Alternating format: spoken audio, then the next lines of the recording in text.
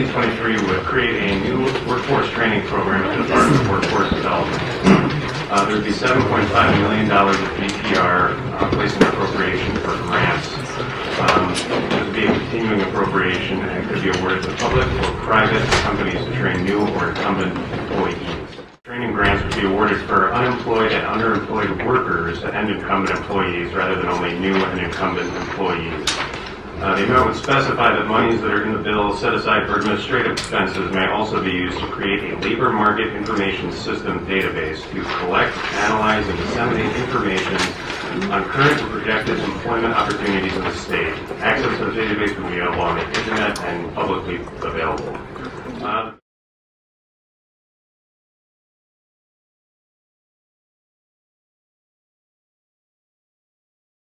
The Be Bold initiative really looked at our skills gap and our skills shortage for the last year and identified that this kind of interfacing and investment was really needed.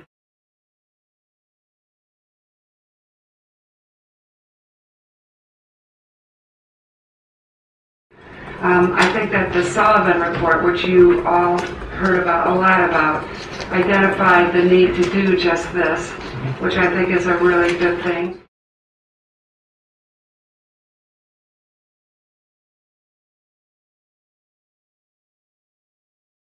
Because we all know there's a labor shortage, and we all know when we talk to our businesses around our state, people tell us, you know, I could grow my business if I had the skilled labor.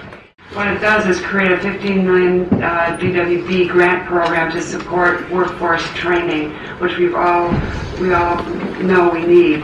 And it creates the Office of Skills Development to respond to state workforce needs. And I think that's really important because often we have a disconnect between the needs for labor and what individuals are being trained and educated, either in the tech or elementary, secondary, or higher ed. There's just been a disconnect in our education system and our training system between the real world of work and our education and training in many cases.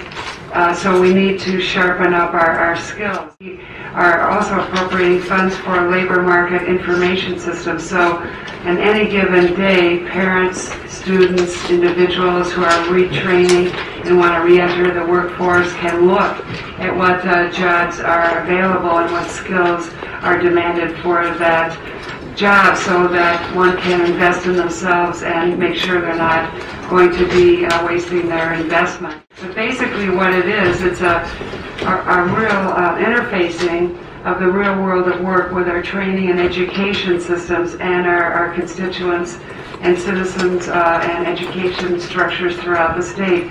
It creates a dialogue about what is needed, what the opportunities are, what skills are needed, and does a realignment.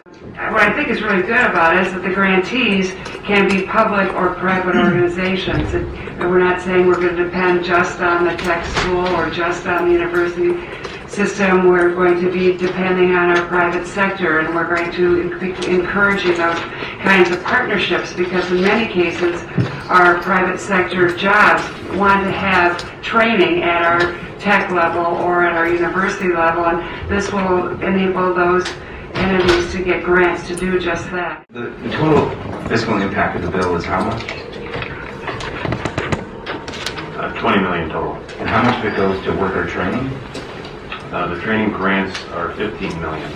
Can you remind me what the other $5 million is for? It would be for funding for employees, full-time equivalent positions, and under the bill as amended, it would also go toward creating a database to track jobs, match employers with employees. Okay. Thank you. That helps. So there's a couple things that I think need to be said about this bill in terms of the context in which it exists and what it's actually doing. I mean, the majority party in the last legislative session did the biggest cuts to technical college system that anyone can remember, perhaps the largest ever, a 30% cut in the midst of the state's worst recession. And so now you want us to spend $20 million today, but you want one of every $4 to go to databases and more employees, more state employees. That seems like a real missed opportunity to put all of that money. I would argue we should put every nickel of it into a system that's 100 years old that works, a system that this legislature created 100 years ago, that became the national model that was duplicated in every state of this country. I'm concerned that we follow through on the accountability on these public-private efforts. We saw in the Kenosha area with our tech school, when they did a public-private corporation, we had audit bureau in there and the tech schools in there doing an audit, and they found a massive waste of taxpayers' dollars. And so I've heard the assurances, but we don't have a good track record when it comes to public-private in the state. Look at WEDC, look at what we did with the tech school in my area.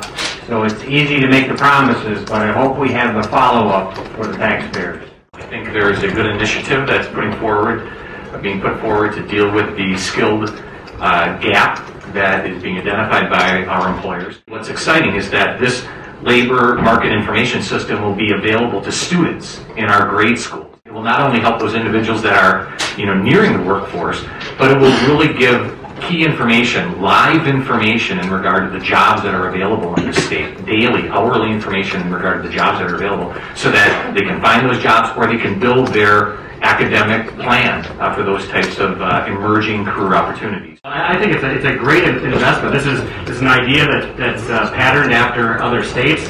The Office of Skills Development is designed to look a lot like the program in Georgia and Louisiana, which is considered the gold standard.